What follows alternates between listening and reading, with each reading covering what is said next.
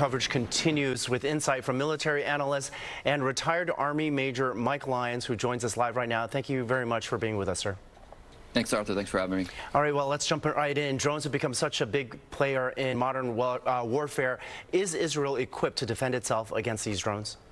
Arthur, we saw, I think, the future of warfare now in terms of a systemic kind of attack with cruise missiles, ballistic missiles, as well as those drones, swarming drones in particular. I've been waiting for this kind of thing to happen. And it looks like Iran is trying to restore some kind of level of deterrence. They do it in a funny way, though, because they respond disproportionately to what Israel did. And they just bet on the fact that the United States, Israel, and all the systems that were in place there were going to knock these out. It's pretty significant when you think about it to launch 200 missiles or 200 weapon systems at a country, and the fact that the country can knock each one of them out. They're trying to show that they have the capability to do this, but then on the other side of it, the fact that very few got through is almost miraculous. So we have to see what Israel does now. They've got capacity to knock these out, but what if they send 400 next time? What if they send a nuclear weapon next time? So I think those are the questions Israel's trying to answer right now. All right, and Israel right now saying most of those drones, which seem to take hours to really get through, cover a distance where they could be shot down, they say most of them have been shot down. Does this mean that this wave at least is over to you?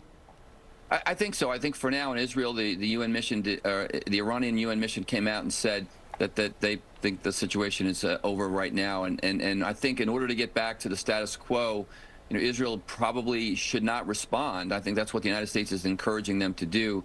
But I'm not sure that that's what's going to happen. I think Israel might use this as a way to get back at some of the Iranian nuclear facilities or whatever. The bottom line from Israel's perspective, they were attacked by rockets that came from the sovereign land of Iran, and from that perspective, that's intolerable. Now, in the military world, I know there's a very unique way of looking at things. Some might say that this was just a straight-up retaliation for the embassy attack.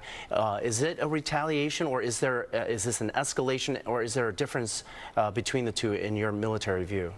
So from a military perspective, deterrence has failed because the Iranians decide to respond disproportionately. This is their way of trying to bring back that deterrence, to tell Israel, don't attack because we have this capability now. We can send 200 missiles and drones at your country.